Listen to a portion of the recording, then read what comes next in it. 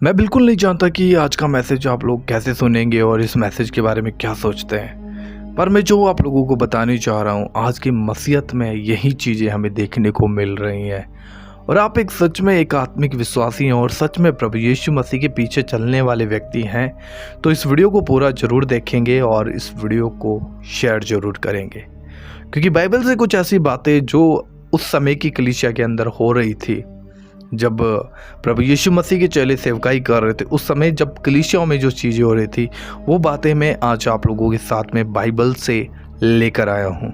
So please आप लोग इस वीडियो को देखिएगा पूरा, और आपसे हमेशा रिक्वेस्ट होती है इस बात के लिए कि आप लोग हमारे चैनल को ज़रूर सब्सक्राइब करिए और इस वीडियो को शेयर ज़रूर कीजिएगा, ताकि लोग जो आज गुमराही में जी रहे हैं और कहीं ना कहीं उन्हें लगता है कि हाँ, मैं एक स्पिरिचुअल विश्वासी हूँ, मैं एक आत्मिक मसीह हूँ, वो समझ पाएगा कि बाइबल उसके विषय में क्या कह रही है और उसे कितनी अपने आप के अंदर परफेक्शन की ज़रूरत है, उसे कितना अपने आप को देखने की ज़रूरत है और कितना अपने आप को बदलने की ज़रूरत है। ये बाइबल से उस व्यक्ति को ज़रूर सीखने को मिलेगा। तो प्लीज़ इस वीडियो को शेयर कीजिएगा और आप भी बिल्कुल भी स्किप मत कीजिएगा, इस वीडियो में बने रहिएगा और इस वीडियो को एंड तक देखिएगा, क्योंकि आज का जो वचन है सच में जब आप सुनोगे तो आप सोचोगे सच में ये क्या हो रहा है।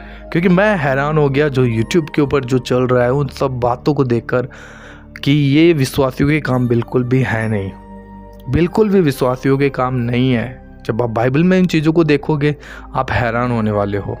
सो अभी से इस वीडियो को लाइक कर दो और चैनल को सब्सक्राइब नहीं किया है तो जल्दी से हमारे चैनल को सब्सक्राइब करें, बेल आइकन को भी प्रेस जरूर कीजिएगा, ताकि आगे आने वाली कोई भी वीडियो आप लोग मिस ना कर सकें।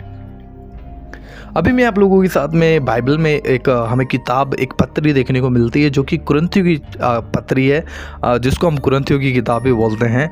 तो यहाँ पर हम जब उसका पहला चैप्टर पढ़ते हैं उसमें 10 आयत से, तो यहाँ पर हमें देखने को मिलता है कि पौलुस जो कलीसिया में कुछ बातें हो रही थी उन बातों के विषय में उन लोगों को समझा रहा था जो कलीसिया के लोग थे। यहाँ पर जब हम 10 वचन को पढ़ते हैं, 1 कुरिन्थियों चैप्टर 1 उसकी 10 आयत, तो यहाँ पर लिखा है, हे भाइयों, मैं तुमसे हमारे प्रभु यीशु मसीह के नाम से विनती करता हूँ कि तुम सब एक ही बात कहो और तुम में फूट न हो, परंतु एक ही मन और एक ही मत होकर मिले रहो। यहाँ पर पौलुस उस कलीसिया को, कुरिन्थियों की कलीसिया को ये बात समझा रहा है कि हे भाइयों, तुम एक मत रहो, एक बात रहो, एक मन होकर आपस में मिले रहो, एक बात कहो, एक मन रहो, एक चित्त रहो, एक मत भी रहो, तुम्हारा वोट एक ही होना चाहिए, तुम्हारी बात एक होनी चाहिए, अपनी बातों से मुकरो मत। एक क्या बोल रहा है, दूसरा क्या बोल रहा है, तीसरी बात उधर से आ रही है, ये उसको कोस रहा है, ये इसको कोस रहा है, ये इस पे दोष लगा रहा है, इसकी निंदा कर रहा है, इसको बुराई कर रहा है, ये वो बोल रहा है। तरह तरह की बात उस कलीसिया में देखने को मिल रही थी और पौलुस को इस बारे में पता चला था। और पौलुस को जब इस बात बारे में पता चला तो पौलुस उस कलीसिया को सचेत कर रहा है, उन्हें सावधान कर रहा है, उन्हें बता रहा है कि ये जो हो रहा है तुम देखो आपस में, क्योंकि तुम्हारे अंदर आपस में अभी एकता नहीं दिख रही है, और एकता नहीं है तो तुम्हें क्या करना चाहिए, आपस में तुम्हें एक मन होना चाहिए, एक चित्त होना चाहिए, एक मत होना चाहिए और तुम्हारी बातें भी एक होनी चाहिए। ये पौलुस उस कलीसिया को सिखा रहा है। क्यों? क्योंकि पौलुस को देखने को मिला कि इस कलीसिया में ऐसी चीज़ें हैं ही नहीं।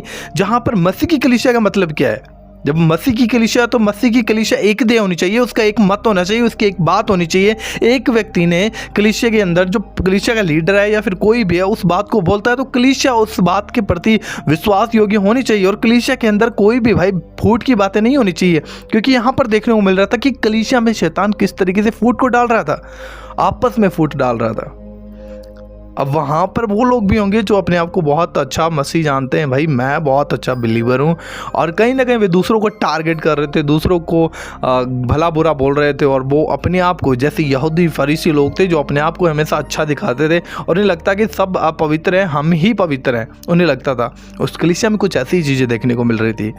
आगे हम पढ़ते हैं, उसका 11 वचन लिखा है, क्योंकि है मेरे भाइयों, खलोए के घराने के लोगों से मुझे तुम्हारे विषय में बताया है कि तुम में झगड़े हो रहे हैं। यहाँ पर पौलुस कहता है कि मुझे इस बात का पता चला है कि तुम में मतलब कलीसिया में, तुम लोगों के अंदर, विश्वासी लोगों के अंदर झगड़े हो रहे हैं। क्या प्रभु ने हमें ऐसा सिखाया? बिल्कुल नहीं। प्रभु ने हमें ये चीज़ें नहीं सिखाई हैं जो आज कलीसिया में देखने को मिल रही है। उस समय की कलीसिया के अंदर भी हो रही थी, कुरिन्थियों की कलीसिया में भी ये चीज़ें देखने को मिल रही थी, क्योंकि आपस में विश्वासी लड़ रहे थे, झगड़े कर रहे थे, एक दूसरे की निंदा कर रहे थे, बुराई कर रहे थे, किसी का न्याय कर रहे थे। आज क्या हमें ये चीज़ें नहीं देखने को मिल रही है? दिखने को मिल रही है। अगर आप एक आत्मिक जन हो तो आप इन चीज़ों को बहुत अच्छे से एनालाइज कर पाओगे।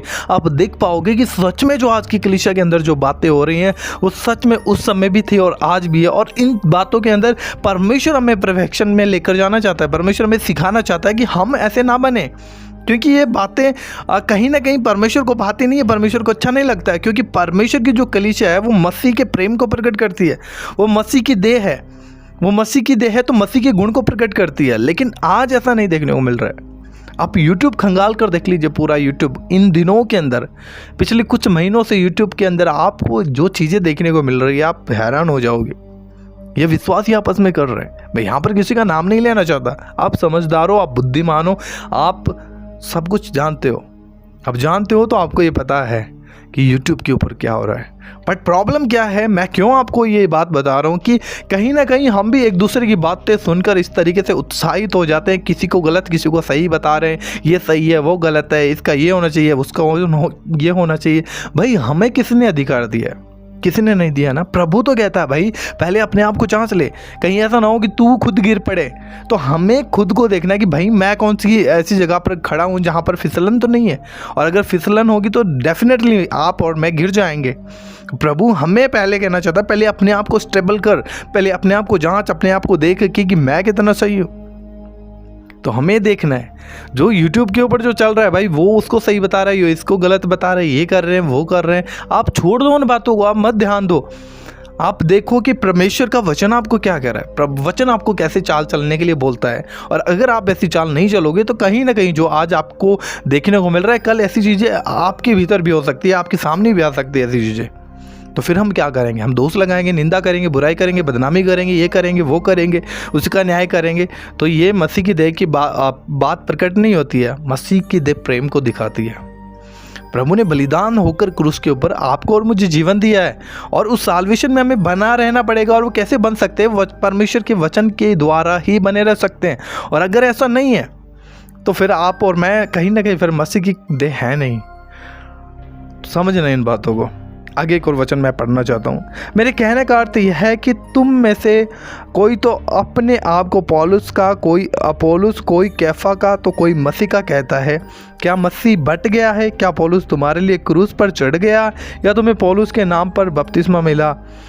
यहाँ पर बहुत सी बातें यहाँ पर पौलुस सिखा रहा है कि वहाँ पर जो कलीसिया के लोग थे ना वो कह रहे थे भाई ये बड़ा है, ये छोटा है, मैं तो उस पादरी का हूँ, मैं तो इस पादरी का हूँ, मैं तो इस पादरी का प्रचार सुनता हूँ।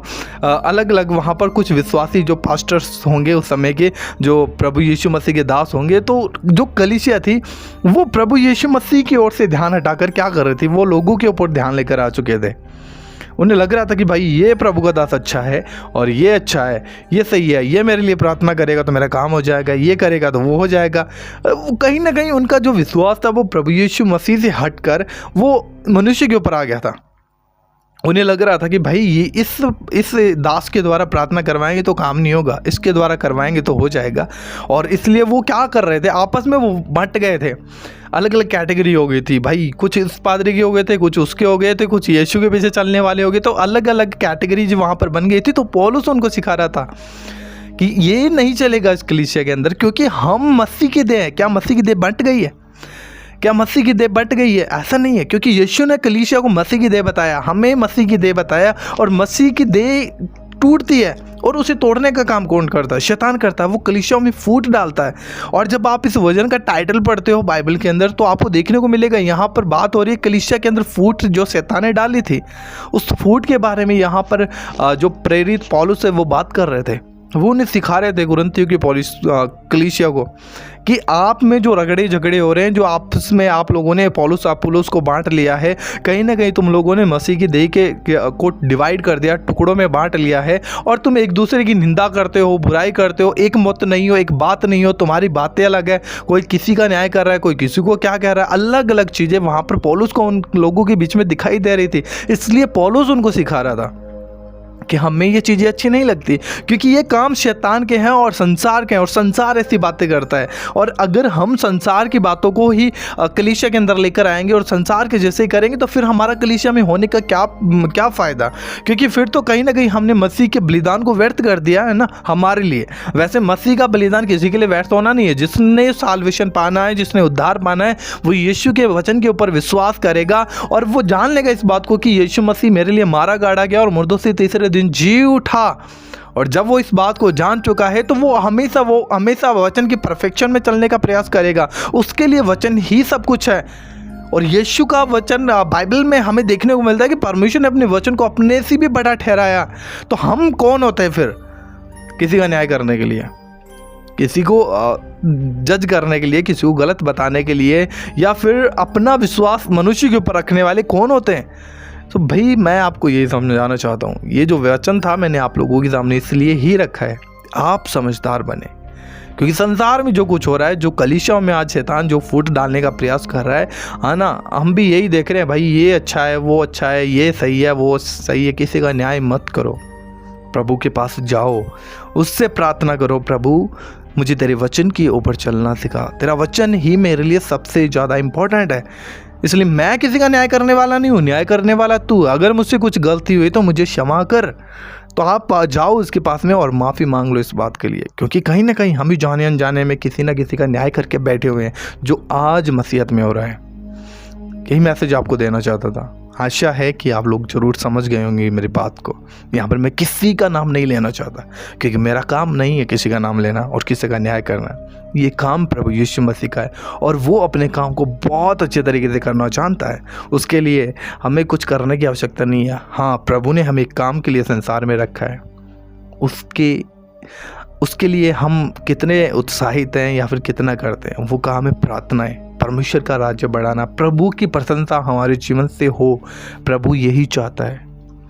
तो समझे इस वचन को, एंड इस वचन को अगर आपने अपने जीवन में लागू किया है तो ज़रूर आप अपनी कलीसियाओं के लिए उद्धार और उन्नति का कारण बनोगे, उन्नति का बढ़ोतरी का कारण बनोगे, आप एक आदर्श का कारण बनोगे। लेकिन अगर नहीं रखा ध्यान तो कहीं ना कहीं जो शैतान आज कलीसिया में डाल रहा है, कहीं ना कहीं वो किसी को और को भी, या फिर अगर हम वचन की परफेक्शन में नहीं है तो वो हमें भी पकड़ कर इस्तेमाल कर सकता है कलीसिया में फूट डालने के लिए।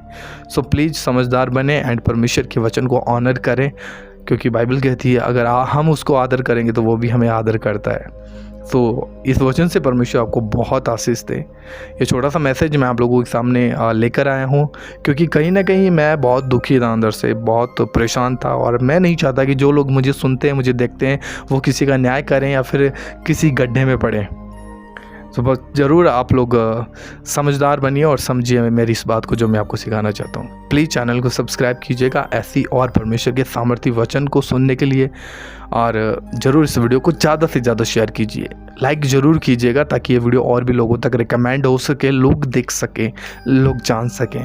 प्रभु आपको बहुत आशीष दे। मिलते हैं किसी और वीडियो में, तब तक के लिए प्रभु के नाम को महिमा मिलते रहे। God bless you. जय मसीह।